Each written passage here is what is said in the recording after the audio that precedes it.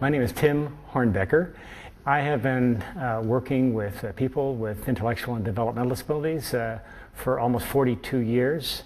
Why did I get started? You know, my cousin at the time, and actually 54 years ago, was diagnosed with being mongoloid, they use the term. And then of course it went to mental retardation, and it went to Down syndrome, and now we use the term intellectual disability. So times have changed, language has changed, but my aunt and uncle were very, very firm in those days at making sure that even though the doctors had put her in an institution, they said, no, you know, she's going to be part of our family. And so she's always lived with her 7 brothers and sisters.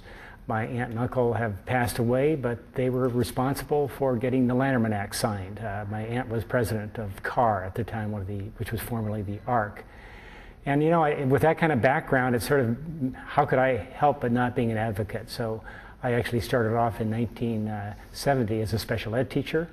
And from there, I've just worked with other nonprofits, and especially with the ARC organization around the country. And so I have actually gone from teacher to job coach to executive director to just retiring as CEO for the ARC of San Francisco.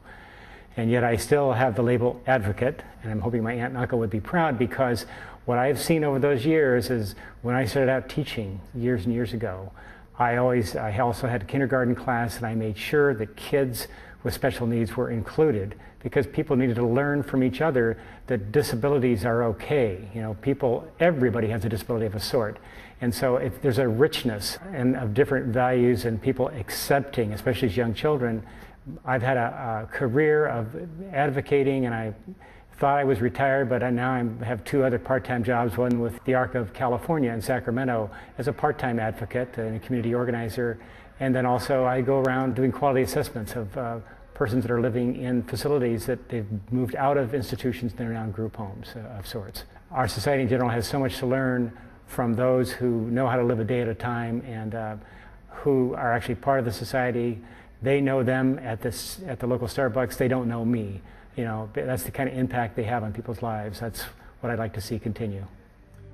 This is one of a series of interviews with persons or family members who use services for seniors or persons with disabilities. We'd like to thank all of the parents who are raising children with disabilities and those who have adult children with disabilities. If you would like to view more videos on this topic, please visit www.gacinstitute.org.